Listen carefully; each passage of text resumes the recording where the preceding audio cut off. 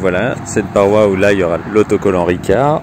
Nouvelle vidéo, on a monté un camp avec plein de véhicules différents. Il y a vraiment tous les gabarits. Miss White que vous connaissez, cet énorme camping-car, un fourgon, un autre fourgon, une voiture et un autre fourgon. On passe quelques jours tous ensemble au bord du lac d'Annecy, c'est merveilleux, c'est sublime.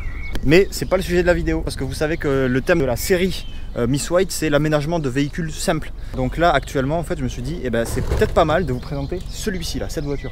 Parce que le monsieur là, tout frisé que vous voyez qui marche au fond là, il s'appelle PH Paul-Henri Polo pour les intimes. Eh ben, il a aménagé une Polo justement. Ben, la Polo de Polo quoi. Voilà Polo avec le pif quoi.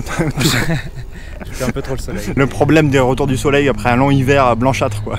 Vas-y, on ferme les portes pour montrer un petit peu le gabarit de la voiture, le gabarit du véhicule en mode normal, voilà. Qui pourrait penser que ce jeune homme dorme dans cette voiture? Là, le thème, c'est de vous prouver que si vous avez une voiture, quelle qu'elle soit, avec un petit peu d'imagination, vous pouvez réussir à concevoir un système tout simple pour dépanner et pour partir de temps en temps, mais en gardant le côté pratique et le côté citadin de la voiture. Comment ça t'est venu de faire ça? Bah déjà, j'avais vachement envie de bouger, le délire van life, de pouvoir partir où je veux, et sauf que je n'avais pas de van, j'avais cette voiture. Et donc, il fallait que je fasse quelque chose que je pouvais totalement faire et défaire et qui change pas le véhicule en lui-même. Ouais, parce que c'est pas ton véhicule en fait. C'est pas mon véhicule. Voilà, c'est pas négligeable quoi, parce que si vous prenez la voiture de vos parents et que vous la transformez en van, je suis pas sûr qu'ils apprécient quoi. Exactement. Genre tes parents ne savent pas que tu dors dans ta voiture quoi. Si, mes parents ils le savent. Ma mère elle kiffe. Donc tu peux l'utiliser en voiture normale. Bah, je te laisse présenter le système que tu as élaboré, que tu as conçu pour... Attends, et vas-y d'ailleurs, comment ça t'est venu l'idée? Parce que tu es médecin. Vas-y, explique un petit peu le truc. Ouais, c'est vrai que... Alors, je sais pas si ça s'explique en vidéo en vrai. Ça devrait passer. Alors en fait, de base, j'avais envie de faire du véhicule aménagé, tout ça, mais à chaque fois, je me disais, bah, je le ferai plus tard, quand j'aurai un truc plus grand. Sauf qu'il y a quelques mois, j'ai pris sur un coup de tête un stage qui était à plus de 200 km de chez moi parce que j'avais trop envie de bouger, j'en pouvais plus de rester sur Lyon. Et je me suis dit, bah, si j'ai pas de solution, je dormirai dans la voiture.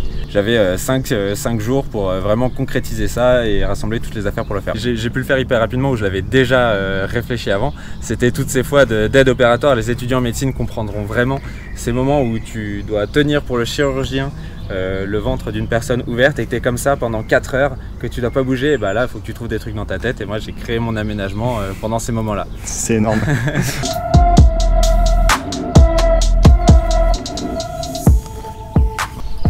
C'est PH qui nous fait visiter sa Polo. Il a fait un aménagement, c'est pas un truc de rigolo. Alors, petite mise en situation. Tu cherches un spot, voilà, sur internet, ou sur Google Maps, ou au pif, complètement au pif. Tu cherches un spot pour passer la nuit, pour te garer, tu sais pas où aller. Voilà, t'es un peu perdu, tu sais pas trop ce que tu vas faire. Et là, tu arrives avec ta petite voiture et tu vois une place de parking totalement libre, entre d'autres vannes. Donc, bonne ambiance.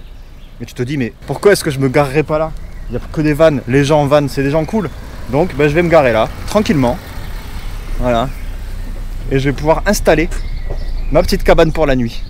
Allez, fais-nous rêver un petit peu là. Bon, le petit inconvénient de cet aménagement, parce qu'on peut pas tout avoir, c'est que pour l'aménager, pour le mettre en mode couchage, il faut un peu sortir les choses dehors. Donc quand il pleut, c'est pas idéalissime, mais c'est quand même relativement rapide et je l'ai déjà installé sous la pluie. Ça marche bien. Et surtout, l'astuce pour quand il pleut, pour quand même avoir de l'espace dehors, c'est d'avoir un tarp. Et si je l'attache aux barres de toit et à un arbre ou quoi, je peux avoir un espace extérieur et sec, à manger, etc. Là c'est vrai, le tarp, on n'y pense pas, mais c'est tout bête, c'est juste une bâche. Ça prend pas de place et tu peux te faire un petit abri rapide, quoi, c'est cool. C'est de l'OSB. L'OSB, ça suffit pour faire un aménagement, honnêtement. Pour faire un truc comme ça suffit largement. Du contreplaqué, c'est un peu cher. Ce qui est bien, c'est que l'OSB, c'est vraiment pas cher, quoi. Bon, mais du coup, t'es pas habillé comme hier. Jean-Michel commentaire, faux raccord. Jean-Michel commentaire, faux raccord. Meilleur éclairage, deuxième prise. C'est parti. On ouvre le coffre. Boum. Allez, explique-nous comment t'installes tout ça là. En premier, je sors ma table parce que j'ai pas envie de mettre mon matelas par terre. Petite table de camping. Voilà, pour faire le petit salon dehors, petite terrasse dans l'herbe. Table qui me sert de table de camping, mais qui m'a servi d'établi pour construire l'aménagement dans la cour de mon immeuble. Ah, impeccable. Ça, c'est de l'optimisation de produits, ça. Un câble Ethernet pour tenir le matelas. Un câble Ethernet, voilà, ça c'est la petite astuce. Si vous avez des vieux câbles chez vous, des câbles Ethernet. Attends, c'est quoi que tu utilisais la dernière fois pour pendre tes bières? Ah oui, donc la petite astuce de PH aussi, c'est pour avoir des bières fraîches, les pendre dans le lac grâce à un vieux câble jack. Voilà, même la ficelle, c'est de la récup. Même la ficelle, c'est de la récup. Après, j'utilise un tendeur pour bien tout caler, pour pas que ça vale dingue pendant que je roule. Ouais. Putain, je te sens un peu tendu là. Je suis fébrile. Tac, donc ça c'est quoi?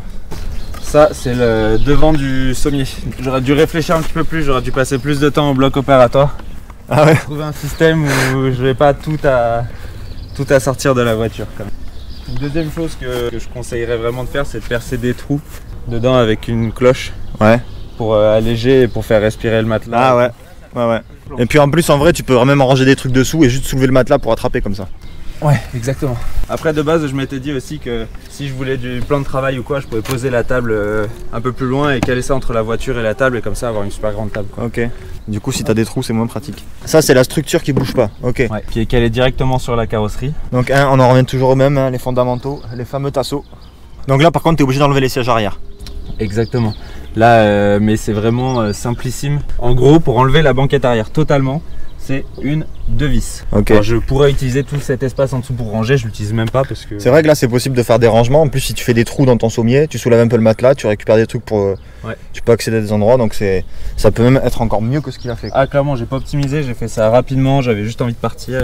Là, t'as tout, t'as ta vaisselle, ta bassine pour faire la vaisselle, t'as tes courses, des bières, etc. Ouais, le réchaud là-bas. Je pourrais mettre mes fringues et tout, Ouais. mais je les mets devant parce que je suis tout seul. Mais Ok. je l'ai pensé pour pouvoir voyager à deux.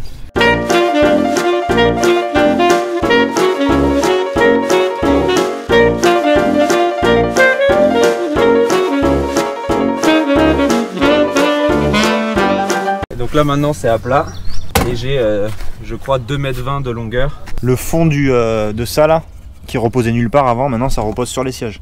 C'est ça. D'abord je viens installer la suite du sommier La suite du sommier. avec 4 vis et des papillons. C'est pas de la merde que je dis, ça s'appelle bien des trucs papillons ça. Ouais, fais gaffe qu'ils s'envolent pas, hein. En vrai là, tu peux même faire un truc plus simple, je pense. Ah, de manière générale c'est possible parce que je suis pas bricoleur du tout. Alors que c'est accessible, enfin tout le monde peut faire ça, t'as pas besoin d'être bricoleur, quoi. C'était Ah. juste de l'inspiration, de l'envie de créer quelque chose par moi-même. Et en combien de temps tu l'as fabriqué, ça? Une journée ou une journée et demie, ça a été du tac au tac. En vrai, si vous voulez tester la vie en van avant de vous acheter un fourgon, etc., que vous voulez tester le fait de dormir dans une voiture, vous pouvez, avec votre voiture, vous fabriquer un petit truc comme ça. Ça t'a coûté combien en tout? En matériaux de bricolage, plus il y a tout le temps des petits trucs à acheter en plus, des vis, des machins. Ouais. Je crois que j'en avais eu pour 70 €. Et après, j'ai utilisé beaucoup de choses de récup. Donc là, tu mets Sommier. le sommier. Et ça, tu pouvais pas le baisser du coup, ça? Et ça, il s'enlève pas du tout. Il s'enlève pas. Peut-être qu'il s'enlevait, mais j'avais pas envie de trop embêter la structure de la voiture et tout ça. Donc je l'ai laissé, et puis au final, ça me sert d'appui-tête quand il y a le matelas. Et puis tu peux ranger les trucs dedans en plus. Ouais, au final, ça me dérange vraiment pas. Ouais. Hop, le dernier. La dernière partie du sommier. Et voilà, on a un sommier complet. Bah, en 5 minutes, c'est fait en fait, hein. En 5 minutes, c'est mis parce que là, on parle et tout, mais. Ça sort d'où ce matelas? Ça, c'est pareil, un matelas de récupération qui était à mes parents. Ok. Et puis de base, je pensais mettre des tapis de sol, sarcophage, Ouais. en mettre 2. Puis au final, j'ai essayé ça traînait, j'ai essayé de le mettre dans la voiture et puis j'ai vu que Ça va nickel. ça rentrait bien. Et t'as déjà le duvet à l'intérieur en plus, quoi. Voilà, ma petite chambre. Après, pour cacher du soleil, j'ai utilisé juste une couche d'isolant que je viens glisser dans l'encadrement de la porte. Ça tient pas mal. Après, je pense que là, ça fait une semaine que je l'utilise tous les jours. Je pense qu'avec le temps, il va s'abîmer et moins tenir. Après, l'avantage de ça, c'est que vraiment, ça vient épouser tous les bords. Ouais. Et le matin, t'as pas trop de fuite de luminosité. Et niveau isolation, je suis bien, franchement. Ouais. Je pense que ça fait son taf. Ouais, non, mais grave, hein, c'est propre. Sur le pare-brise avant aussi, t'en mets un? Sur le pare-brise avant, j'utilise un pare-soleil. Mais bon, j'aurais pu faire la même chose avec ça, j'ai eu la flemme. Ok. Bon, la table pour l'instant elle sert à rien, hein. Elle est là, elle attend.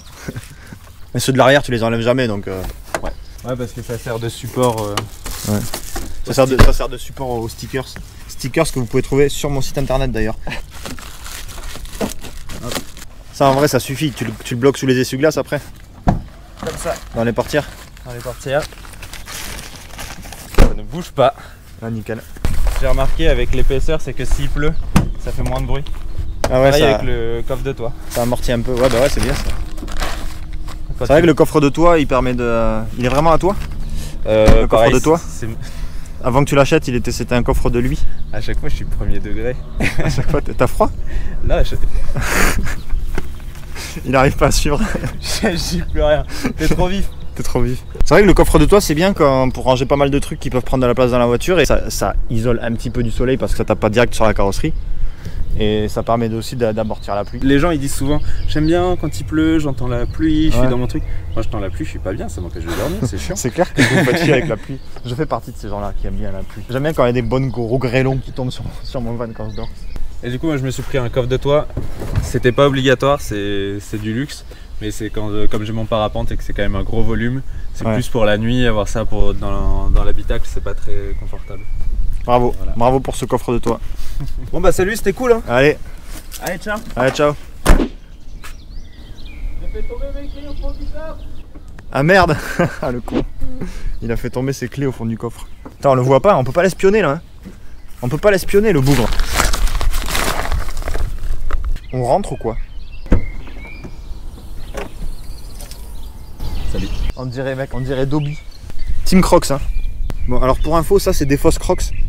Mais ça fait l'affaire. Avec les chaussettes. Ouais, avec le lac en face. Voilà le genre de vue que tu peux avoir. Tu veux allumer ta télévision, ça c'est la phrase cliché des nomades ça. Ouais moi ma télévision c'est le paysage. Moi c'est faux. J'ai ma télévision et je vais vous montrer. Ah oui, et lui il a vraiment sa télévision parce que le paysage c'est pas une télévision les gars. C'est des conneries ça. Mais voilà, on a un beau décor quand même, c'est cool. Donc bah écoute, on va s'enfermer, on s'enferme ou quoi? Allez. Ouais ça va, ça fait petite cabane. Je fais 1m80 et j'ai encore tout ça derrière. Ah il y a de la place là, tu peux ranger des trucs et tout. T'as déjà essayé de conduire comme ça là? À plat ventre comme ça. Alors du coup qu'est-ce que t'as fait à l'intérieur là qui peut être intéressant là? Le premier soir où j'étais arrivé, pareil c'est encore un truc que je pourrais faire mieux mais qu'il n'y a pas besoin parce que ça suffit. J'ai juste tendu un fil pour pouvoir étendre mon linge. Les torchons, tout ça. Les torchons pour la vaisselle. Je m'en sers aussi pour mon petit home cinéma. Petit home cinéma. La vue ça ne suffit pas. Tac, donc ah ouais tu fais passer la tablette dans le fil comme ça là. Ok, l'arrière de la tablette. Des fois il n'y a vraiment pas besoin de s'embêter à faire un truc très compliqué. Et voilà. Et t'as pas les grosses enceintes sur le côté? Non mais j'ai mon enceinte, je pourrais la mettre. Ah ouais, tu peux mettre l'enceinte Bluetooth. Et franchement t'es calé là hein. Ok, ça c'est la petite astuce du coup pour mettre des fils comme ça là pour pendre des torchons, pour pendre la tablette. Les fils c'est vachement utile.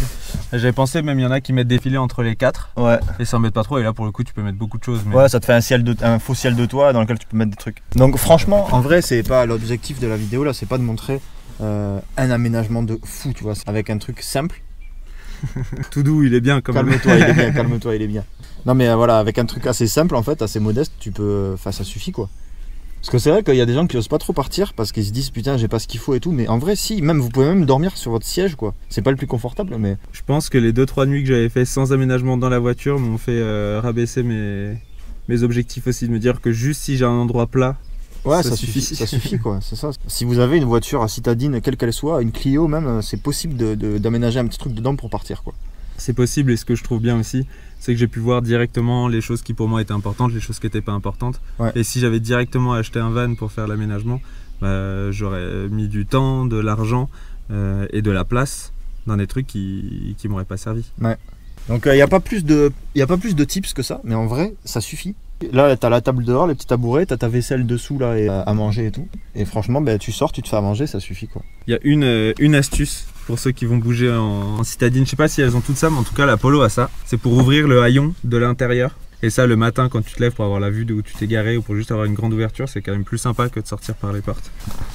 Ici il y a une fente, vous regarderez si vous l'avez dans votre haillon, vous pouvez passer la clé, allez sur le côté et hop. Bonjour, superbe vue. Conclusion, je suis content d'avoir commencé par ça.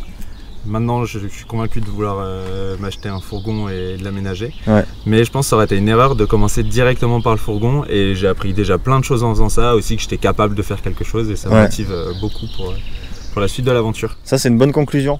Tant que vous n'avez pas essayé, vous ne pouvez pas savoir. Franchement c'est largement suffisant et en vrai tu dors aussi bien que moi je dors dans Miss White quoi, même peut-être mieux hein, parce que tu as un lit de place. Ouais. Et c'est juste une Polo quoi, hein. C'est une Polo, c'est pas fait pour ça à la base. Ben, merci PH pour ton partage de connaissances. Bah, merci à toi et puis merci tes vidéos qui m'ont motivé à faire quelque chose, voir que couper des tasseaux, c'était pas si compliqué. Mon amour des tasseaux t'a séduit quoi.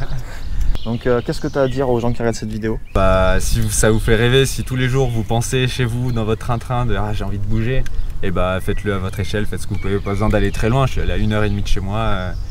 faites votre aventure à votre échelle et kiffez quoi. Et un autre truc à dire, du style mettez un pouce bleu, abonnez-vous. Ah oui c'est vrai, j'ai pas. Bah cliquez juste ici. Là Félix il va faire une incrustation, puis ça va aller là. Ensuite il va là, et maintenant il clique.